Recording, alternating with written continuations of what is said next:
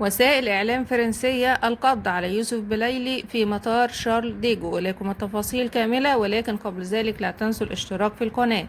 كشفت تقارير صحفية فرنسية أن الشرطة ألقت القبض على الجزائري يوسف بلايلي لاعب الترجي التونسي فور وصوله إلى مطار شارل ديغو في باريس بعد رحلة قادمة من نيويورك أثر تورطه في شجار على متن الطائرة. وذكر أنه تم القبض عليه فور هبوطه من الطائرة.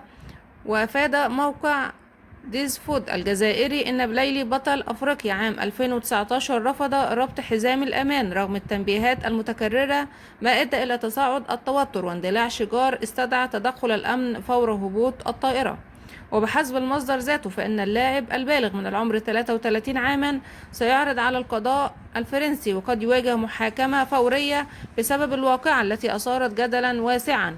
يذكر أن بلايلي شارك مع الترجي التونسي في كأس العالم للأندية، إذ ودع الفريق البطولة من دور المجموعات، وسجل بلايلي هدفا في الفوز على لوس أنجلوس FC الأمريكي، لكن غاب عن آخر مباريات فريقه في البطولة أمام تشيلسي الإنجليزي.